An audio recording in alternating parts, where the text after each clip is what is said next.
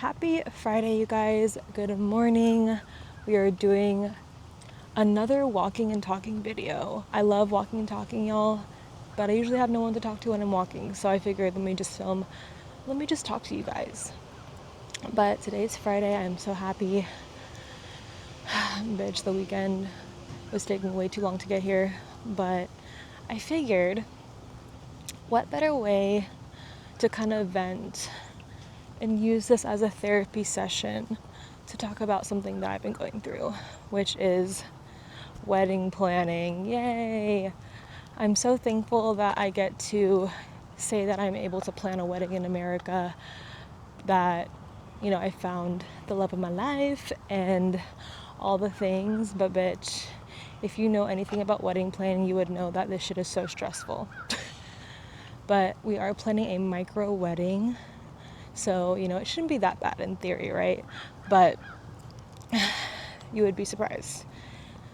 You'd be surprised. So I am going to talk about things that I wish I had known, or things I wish I would have told myself like 6 months ago when I started to plan the wedding, things that I know now. And just for context, so my fiance, it sounds so weird saying that, my partner and I, we were actually just going to have like a really simple, courthouse wedding or whatever, nothing crazy.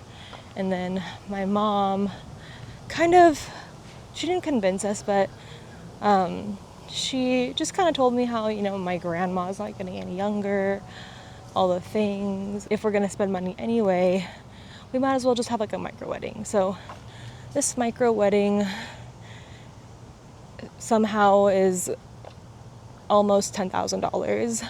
And that's totally fine. I feel like it could be a lot worse, especially if you're planning a wedding in America. I think the average wedding is about like $20,000 to $30,000, which is insane.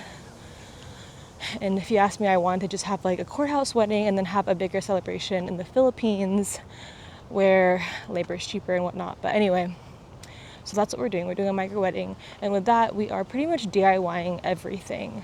And, I am pretty creative. Like, I'm good with graphics design, planning and whatnot. So I'm very thankful that I have like close people around me, aka my sisters and my sister-in-law, to help me with this process. But at the same time, here's the tea that I wish I had known before even starting. First one, being on Ozempic, y'all. I am so thankful that I finally came around to, getting help and getting on the medication. But I wish I had gone on the shot months ago, a year ago. Like, I'm not saying if you're going to have a wedding to go on Ozempic, but it took me the time that it did for me to come around and change my, viewpoints to even be okay with being on the medication. Like, a part of me wishes that I had just kind of went on it like 6 months ago or a year ago. I'm glad that I went on it when I did, because I'm still 3 months out until the wedding. But of course, I'm not going to be at my optimal results, and that's totally fine. But if you, have talked to a provider, you talk to your doctor, and you're all cleared to go on the shot, like, what are you waiting for, girl? Like, just go on the shot now, because you want to be able to just feel your best and feel your healthiest sooner the better. That way, when you're, planning your wedding, when you're getting dresses and etc., you are prepared. That's another thing. Just shopping, y'all. I was actually just gonna get a dress from like Lulu Bridal, like an online store. My sister-in-law and my fiance's family were so kind to just buy me a dress from a boutique. So they gave me that option. When trying on wedding dresses, don't bring all your friends. Don't even bring your whole bridal party. I say just bring one person, maybe the person that's sponsoring it or someone connected to the person sponsoring it. For example, my father-in-law bought my dress, so my sister-in-law came, and that just made more sense. And then I brought my mom. And then I brought 3 of my sisters, y'all. It's like the more people that you have wedding dress shopping with you, the more confusing it's gonna feel, because you have so many opinions and it's hard to hear like your own thoughts. So if I could have done it again, I would have just gotten, you know, my mom, maybe my sister-in-law who's sponsoring it. And she's like that type of energy where she's very blunt and she will tell you what she thinks to your face. So you want to have one person that's not like a yes man. And then like maybe a friend that you feel really comfortable with and close to, that if you want to speak up and say something, they kind of help you feel more confident in that. So that's my opinion with that. Bitch. And then again, like I didn't think I was even gonna find a dress that I liked in a store, because I couldn't justify the fact that wedding dresses are like $1,000, even more. So my budget was on the lower end for wedding dresses. But let me tell you, when I tried on my wedding dress that I ended up saying yes to, you just kind of know that it's the one. And I didn't have to sleep on it or anything, even though I feel like if that's what you feel like you need to do it. But like I ended up finding the store from TikTok shop, but I found out about the boutique through TikTok, and I had just made an appointment.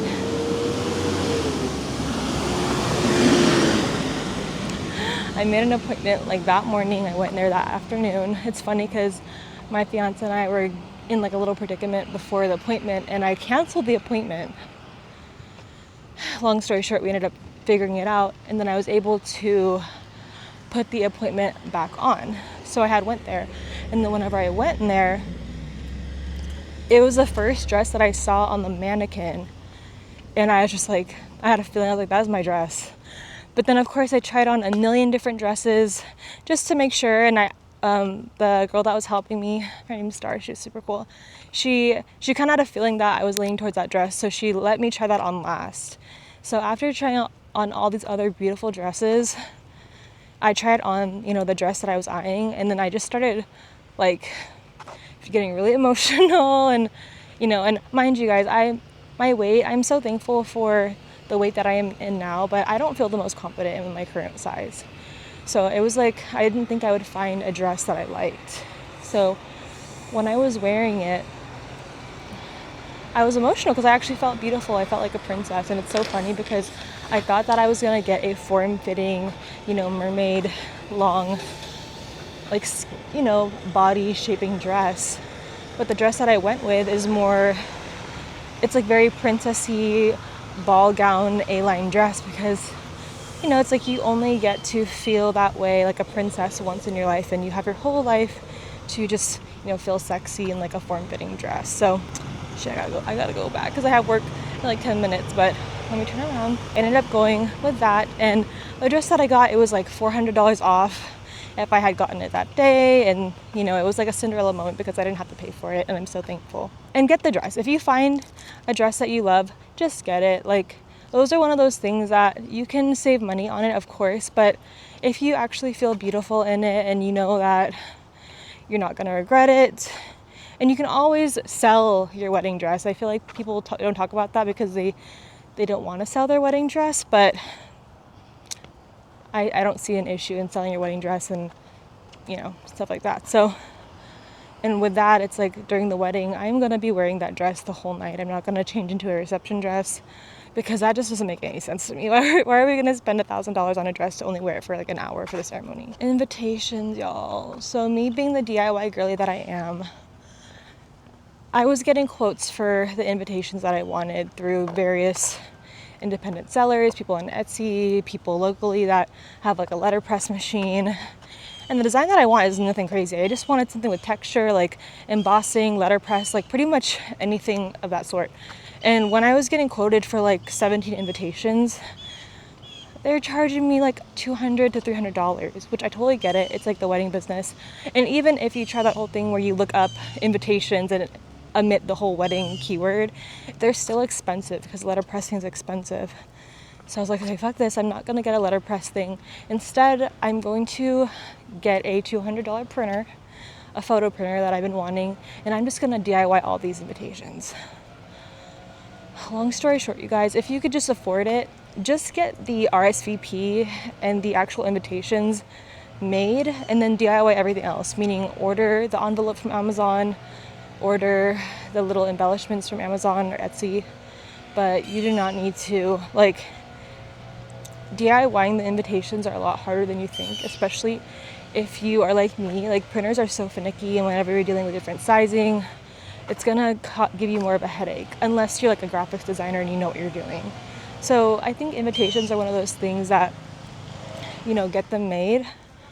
And I also wish I had done this low key. Like, I didn't even realize these existed, but people are now getting really creative, and they're getting like these like graphics artists, and they're making like digital invitations that are so much cooler than the physical ones. Like, and they're more of a keepsake because they're digital. It's like they're animated invitations, and I'm like, oh, I low-key would have just paid an artist to do that and then just sent that out to however many people. Yeah, invitations, y'all. I say that's one of those things that you should get outsourced and just save yourself the stress of doing it, because I've been working on these invitations for like over a month because I'm doing it myself, when I could have just paid someone to do it. And then yeah, all that. It is what it is. And then last thing I'm going to touch on. So one of the biggest things that I've learned throughout, you know, wedding planning, and this is something that, you know, in my 20s I'm learning and I'm still mastering, but at the end of the day, no matter what anyone says, your mom, your sister-in-law, etc., you just have to always just choose what you want to do. What is going to make you happy? What is going to make you and your partner happy? Not what's going to make his mom happy. You know, do whatever you need to do to go to sleep at night, the days leading up to your wedding, and have peace. And you're not up late at night worrying about it.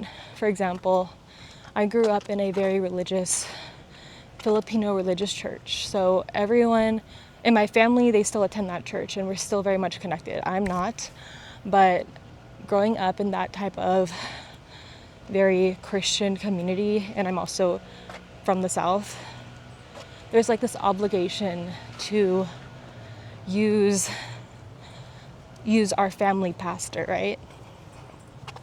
And just full transparency here, like I'm Christian, but I don't believe in everything that the church says. And for example, like this pastor, like I have so much love for him and the family, but I just don't agree with their views. Being, you know, homosexuality is bad,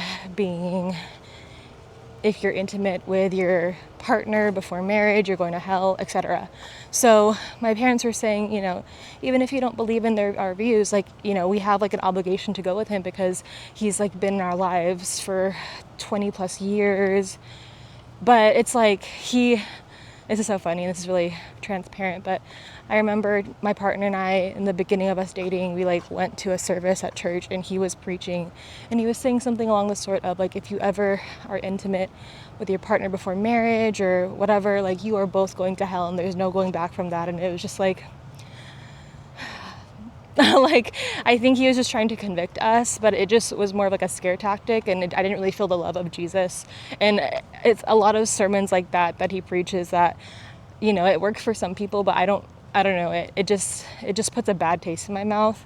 So it's like, if I had gone with him, I even contemplated, we were so close to like approaching him and telling him, but we would have had to do a premarital counseling with him, and he would have to have known about all the ins and outs of our relationship. And it was just one of those things that even just thinking about going with him was keeping me up at night. So long story short, solution, I just found an officiant that was also semi-religious, that wasn't going to ask all those questions.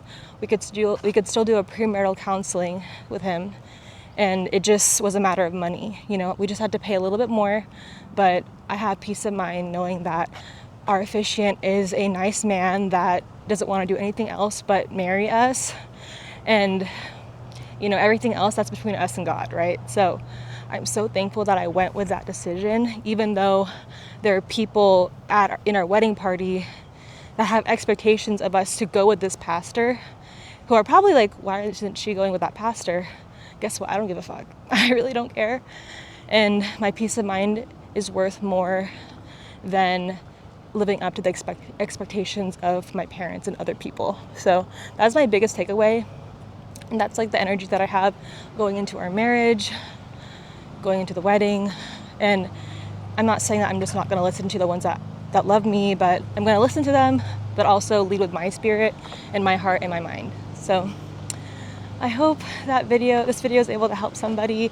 I want to do more of these. I'm sorry I felt if I sound kind of rushed. I'm trying to make it to work. I'm late for work actually, but I will, if you guys like this content, I will make more.